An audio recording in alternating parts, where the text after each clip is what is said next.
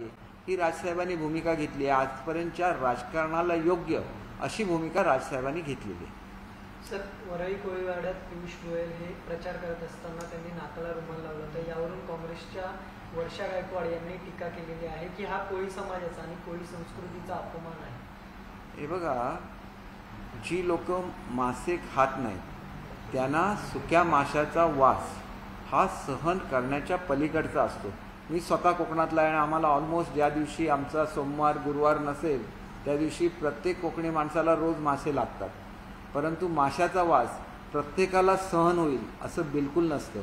आणि ह्याच्यावर टेक्निकल इलाज आहे की मी वरळीच्या कोळीवाड्यामध्ये अनेक मीटिंग घेतलेल्या आहेत आणि त्याच्यामध्ये सोलार ड्रायर असतात. याच्या माध्यमातून जर सुके मासे वाळवले तर याचा वास अजिबात येणार नाही. आपल्याला शेवटी आधुनिक टेक्नॉलॉजीचा वापर केला पाहिजे आणि प्रत्येक गोष्टीचं राजकारण करण्याची कुठली आवश्यकता नाही आहे. नवरात्रीच्या दिवसामध्ये मासा असा दाखवणारे नेते हे तुमच्याकडे आहेत, ते नव्हते आमच्याकडे नाही आहेत. आम्ही कोणाच्याही भावनेचा अपमान करत नाही आणि मी स्वतः मुंबईचा पालकमंत्री आहे. तर आपण जाऊन बघा, माहीमला आम्ही फूड कोर्ट चालू केलेली आहेत, आम्ही वरळीला फूड कोर्ट चालू केलेली आहेत. त्यांच्या मतदारसंघामधले जे कोळीवाडे आहेत ते माझ्या ह्याच्याखाली येत नाही. मी लवकरच तिथल्या पालकमंत्र्यांशी बोलेन. आणि विशेषतः आपण ज्या भागाचा उल्लेख करता या भागामध्ये मासे सुकवण्याचं काम मोठ्या प्रमाणात चालतं. आणि तिथं मी ज्यावेळेला गेलेलो होतो त्याला माझ्यासुद्धा मनामध्ये हा विचार आलेला होता की इथं सोलार ड्रायर देण्याची आवश्यकता आहे, जेणेकरून सुक्या माशांचा जो तीव्र वास असतो त्याचा त्रास लोकांना होता कामा नये, ही आमची भूमिका आहे. आणि त्याच्यामध्ये व्हेज किंवा नॉन व्हेज असा काही वाद नाही आहे किंवा याच्यामध्ये कोणाचा अपमानही नाही आहे. कोळी हा राजा आहे मुंबईचा आणि त्या कोळ्याकडे आजपर्यंत दुर्लक्ष हे काँग्रेसने केलेलं होतं आणि त्यांना त्यांच्या मानाची जागा मिळवून देण्याचं काम हे आमचं सरकार करतं आहे. आणि म्हणूनच अतिशय भव्य असं फिशिंग पोर्ट हे आम्ही वरळीला सुद्धा करतो आहे, आम्ही कुलाब्याला करतो आहे आणि तसंच ते वर्सोव्याला सुद्धा करू. आम्ही प्रगतिशील महाराष्ट्रातले राज्यकर्ते आहोत आणि तशाच तऱ्हेने आम्ही राज्य करू. तिसऱ्या टप्प्यातील उमेदवारांना अर्ज भरण्यासाठी आता फक्त शेवटचे 4 दिवस उरलेले आहेत. मात्र अजूनही महायुतीतल्या जागा वाटपची अंतिम होत नाही. रत्नागिरी सिंधुदुर्ग लोकसभा मतदारसंघामध्ये उमेदवार अजून घोषित करण्यात आले नाही अधिकृतपणे. कधीपर्यंत घोषित करण्यात? आम्ही 19 तारीखला आमच्या उमेदवाराचा अर्ज भरू. त्यावेळेला आमच्या उमेदवाराचा चेहरा, त्याचं नाव सगळं तुमच्या समोर येईल. सगळे ते प्रसिद्धच आहेत आणि त्याच्यामुळे मी तुम्हाला तारीखही सांगितली, मुहूर्तही सांगितला आणि आता तुम्हाला काय पाहिजे सांगा. उमेदवारांना प्रचार करण्यास आमचा प्रचार सुरू झालेला आहे. आमच्या उमेदवारांना 70% मतं मिळणार. ते जे आमच्याकडचे योगायोगाने निवडून आलेले उमेदवार आहेत त्यांना 30% मतं मिळणार. हे आमचं सगळं ठरलेलं आहे. तो धनुष्यबाणावरचा उमेदवार असेल की कमळावरचा? आता ते तुम्ही बघा. कमळ आणि धनुष्यबाणामध्ये काहीही फरक नाही आहे, सगळे एकच आहेत. आम्ही आमच्या उमेदवारांचं एक्सचेंजसुद्धा करतो. आम्हाला त्याच्यामध्ये कुठेही काय वाटत नाही. बाळासाहेबांनी निर्माण केलेली युती आहे. युती म्हणजे आमचं एक कुटुंब आहे. कुटुंबातल्या माणसांनी चिन्ह एकामेकाची बदलल्यामुळे काही फरक पडत नाही. मग किरण सामंत हे कमळाच्या चिन्हावरती राहतील? किरण सामंत त्यांचा काहीतरी एक प्रश्न होता, तोच उत्तर देऊ.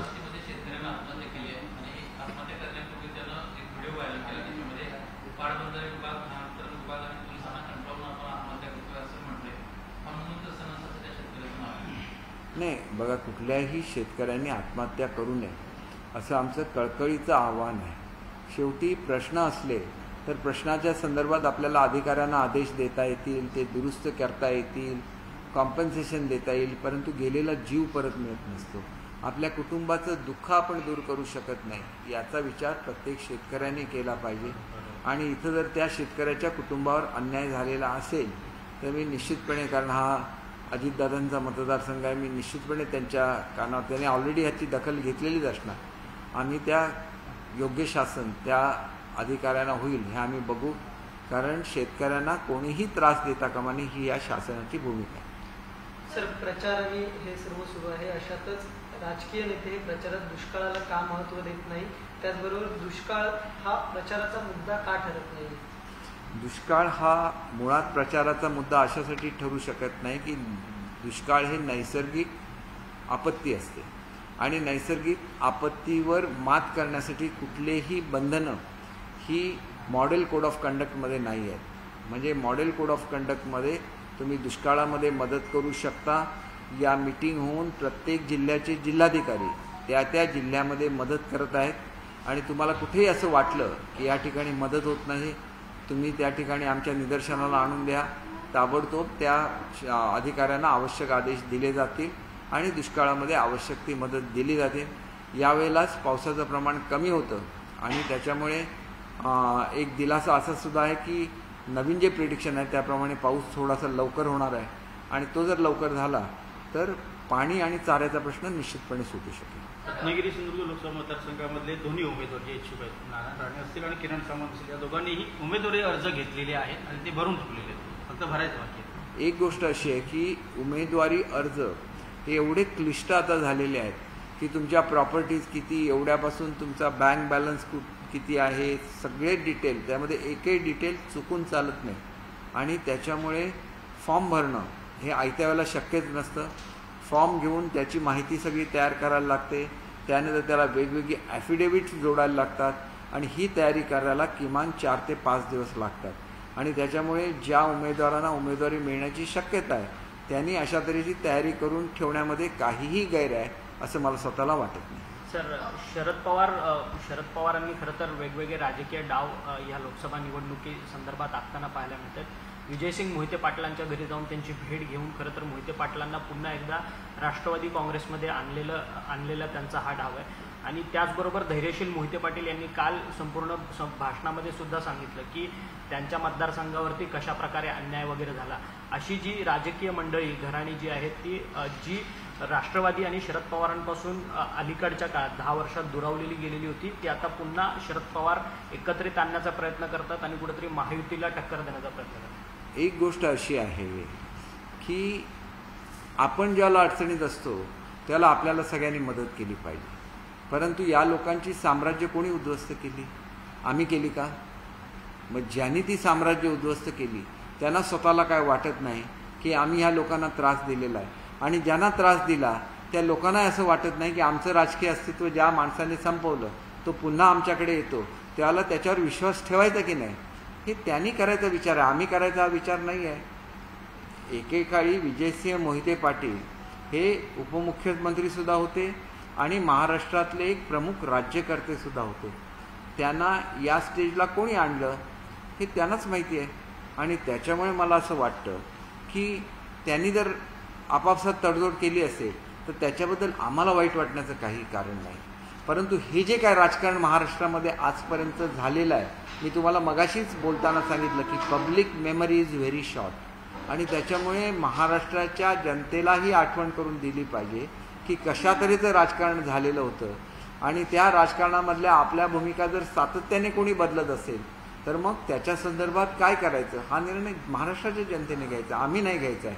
त्याच्यामुळे पवारसाहेबांसारख्या ज्येष्ठ नेत्यांबद्दल आम्ही काही बोलू शकत नाही, परंतु त्यांनी काय काय केलं याची आठवण आम्ही निश्चितपणे करून देऊ शकतो आणि त्याच्यानंतर मग जनतेला जो निर्णय घ्यायचा आहे की त्यांच्यावर अन्याय झाला आहे का किंवा पक्ष फुटल्यामुळे त्यांच्यावर अन्याय झाला आहे की प्रत्यक्षामध्ये काय काय पूर्वीच्या काळात घडलेलं होतं ते त्यांच्या संमतीने घडले की नाही, हे सगळे चर्चेचे मुद्दे आहेत, हे जनतेसमोर आले पाहिजेत आणि त्याच्यानंतर जनतेने निर्णय घ्यायचा आहे. आम्ही काय पवारसाहेबांसारख्या ज्येष्ठ नेत्यांबद्दल काय बोलू शकत नाही किंवा उद्धवसाहेब ज्येष्ठ नेते आहेत त्यांच्याबद्दल काय बोलू शकत नाही, परंतु काय काय घटना घडल्या हे तर आम्ही बोलू शकतो महाराष्ट्राशी आणि ते बोलल्यानंतर काय फरक पडतो ते तुम्ही बघाल. ही सहानुभूतीची लाट हळूहळू कमी होत जाईल आणि विकासाची लाट महाराष्ट्रामध्ये निर्माण होईल याची मला खात्री आहे.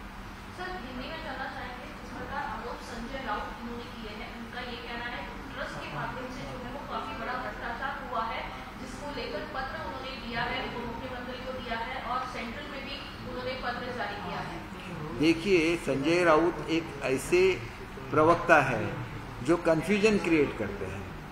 कोई भी ट्रस्ट हो, ट्रस्ट का ऑडिट होता है और वो ऑडिट जो है वो चैरिटी कमिश्नर को दिखाना पड़ता है, तो ये मैंडेटरी है. तो ऐसे कुछ भी किसी भी ट्रस्ट में नहीं हो सकता और जो ट्रस्ट अच्छा काम करते हैं उनको तो डोनेशन मिलता है, CSR का पैसा मिलता है और वो पैसा कहाँ जाता है?